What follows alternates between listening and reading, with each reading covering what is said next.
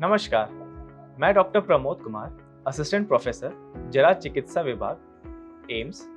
और आज मैं बात करूंगा स्ट्रोक या जिसे आम भाषा में मस्तिष्क आघात या लकवा कहते हैं। तो पहले हम देखते हैं स्ट्रोक क्या होता है। स्ट्रोक एक ऐसी बीमारी है जिसमें हमारे दिमाग तक पहुंचने वाली जो रक्त धमनियां या ब्लड वेसल्स होते हैं, उनकी बीमारी के कारण दिमाग के एक हिस्से में खून व ऑक्सीजन नहीं पहुंच पाता है और वह हिस्सा सुन्न पड़ जाता है और काम करना बंद कर देता है। इसके कारण उस दिमाग के हिस्से से जो शरीर के अन्य भाग प्रभावित होते हैं वो भी काम करना बंद कर देते हैं और सुन्न पड़ जाते हैं। इससे मरीज को विकलांगता हो सकता है या फिर मरीज की डेथ भी हो सकती है। अब हम देखते हैं स्ट्रोक कितने प्रकार के होते हैं। मुख्यतः दो प्रकार के स्ट्रोक होते हैं, इस्केमिक स्ट्रोक और हेमरेजिक स्ट्रोक। इस्केमिक स्ट्रोक ऐसा स्ट्रोक है जिसमें दिमाग तक जाने वाली जो ब्लड वेसल हैं उनमें खून का प्रवाह बंद हो जाता है, ब्लड फ्लो ब्लॉक हो जाता है और दिमाग के एक हिस्से को ऑक्सीजन और खून नहीं पहुंच पाता है। दूसरे प्रकार का स्ट्रोक हेमरेजिक स्ट्रोक होता है जिसमें दिमाग तक जाने वाली जो रक्त वाहिका होती हैं या ब्लड वेसल होते हैं वो रप्चर कर जाते हैं या फट जाते हैं और उससे वहाँ पे रक्त का रिसाव हो जाता है और दिमाग के एक हिस्से को खून नहीं पहुँच पाता है। इसके अलावा कई बार एक माइनर स्ट्रोक भी हो सकता है जिसे हम ट्रांजिएंट इस्केमिक अटैक या TIA कहते हैं, जिसमें कुछ मिनट्स या घंटों के लिए रक्त प्रवाह कम हो जाता है और दिमाग का एक हिस्सा काम करना कम कर देता है, बट जैसे ही रक्त प्रवाह नॉर्मल होता है वह हिस्सा वापस काम करने लगता है और पेशेंट के लक्षण ठीक हो जाते हैं। तो इसे हम TIA कहते हैं। अब हम देखते हैं कि स्ट्रोक के रिस्क फैक्टर्स क्या होते हैं या किन मरीजों को स्ट्रोक होता है।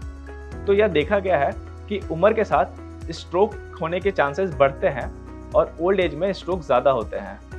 इसके अलावा BP या हाई ब्लड प्रेशर या हाइपरटेंशन, शुगर की बीमारी या डायबिटीज़, ब्लड में कोलेस्ट्रॉल ज़्यादा हो जाना, इन बीमारियों में भी स्ट्रोक के चांसेस बढ़ जाते हैं। कुछ हार्ट कंडीशंस जैसे कि एट्रियल फिब्रिलेशन, जिसमें हार्ट में एक खून का थक्का बनकर वो दिमाग के नसों में ब्लॉकेज करता है, या फिर जो दिमाग की नसें होती हैं उनकी बीमारी जिनमें उनमें सूजन हो जाता है या फिर उनमें कोलेस्ट्रॉल का प्लैक बन जाता है, तो इन बीमारियों में भी स्ट्रोक हो सकता है।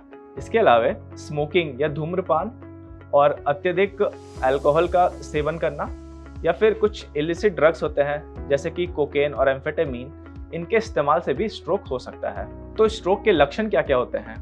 स्ट्रोक के कॉमन लक्षण हैं, उनमें एक तरफ हाथ पैर में कमजोरी होना, हाथ पैर सुन्न पड़ जाना या उनके पावर चला जाना, चेहरे की मसल कमजोर होने से चेहरे में एक तरफ डेविएशन हो जाना और स्पीच में प्रॉब्लम होना, मरीज जो कहना चाहे वो कह नहीं पाता है या फिर कहते हुए लड़खड़ाता है, जबान लड़खड़ाती है। इसके अलावा कई बार अचानक विजन लॉस हो जाता है, आंखों की रोशनी चली जाती है या फिर इम्बैलेंस या चक्कर आना हो सकता है, चलते हुए लड़खड़ाना ये हो सकता है। इसके अलावा ये भी देखा गया है कि बुजुर्ग पेशेंट्स में कई बार ये जो कॉमन लक्षण हैं ये नहीं होते हैं और कुछ एटिपिकल सिम्टम्स होते हैं, जैसे बार बार गिरना या फिर बेहोश हो जाना, होश में ना रहना और बहकी बहकी बातें करना या फिर बहुत ही सुस्त हो जाना। अगर ऐसे कोई भी लक्षण है तो मरीज को तुरंत ही अस्पताल ले जाना चाहिए। इसके अलावा ये भी ध्यान रखना है कि स्ट्रोक के जो भी लक्षण होते हैं वो बहुत ही जल्दी आते हैं, अक्यूट होते हैं और कुछ मिनट्स या घंटों में प्रोग्रेस करते हैं। ये पाया गया है कि अगर हम स्ट्रोक का इलाज सही समय पर करें, अगर हम मरीज को जो नैरो विंडो पीरियड होता है 3 घंटे का, उसके अंदर अस्पताल ले जाए तो जो स्ट्रोक से होने वाली कमियां होती हैं वो पूरी तरह रिवर्सिबल हो सकती हैं या वापस ठीक हो सकती हैं। तो इसके लिए ये ज़रूरी है कि मरीज या उसके आसपास के लोग जल्दी से जल्दी स्ट्रोक के लक्षण पहचान सके। तो इसके लिए कुछ निमोनिक्स बनाए गए हैं, जैसे कि बी फास्ट। अंग्रेजी अक्षर में 6 वर्ड्स है, बी फास्ट, BEFAS और T। बी का मतलब बैलेंस में प्रॉब्लम या लड़खड़ाना या चक्कर आना। E का मतलब होता है आई साइट में प्रॉब्लम या अचानक विजन लॉस होना, देखने की क्षमता कम हो जाना।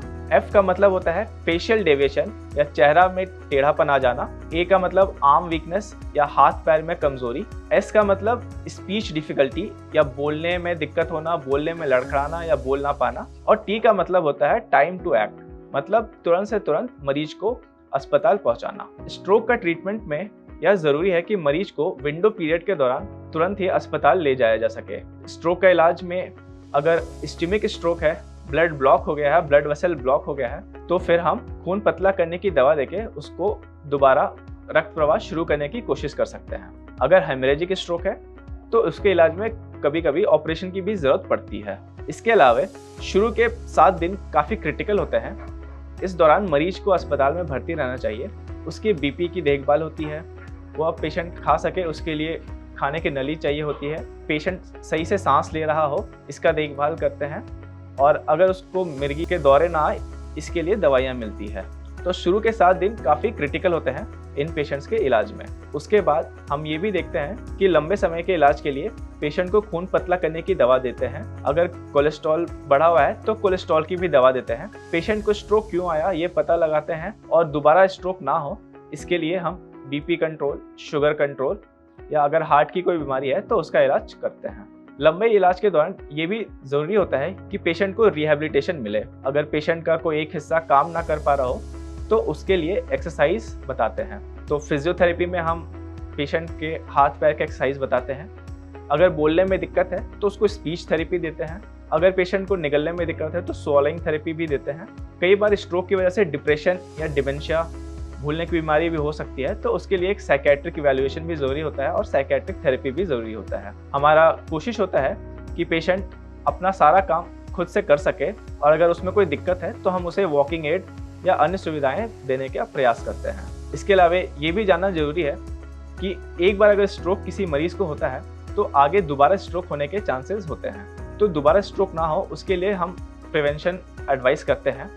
इसमें एक हेल्दी लाइफस्टाइल का सबसे बड़ा रोल है। पेशेंट रेगुलर एक्सरसाइज करे, कम से कम 30 मिनट हफ्ते में 5 दिन, खाने पीने में परहेज करे, अपना बीपी शुगर चेक करे और बीपी शुगर कंट्रोल में रखे। अगर उसे बीपी शुगर की बीमारी है या हार्ट की बीमारी है तो उसकी दवाइयाँ टाइम से ले, और साथ ही स्मोकिंग, अल्कोहल और जो इलिसिट ड्रग्स होते हैं उसका सेवन ना करें।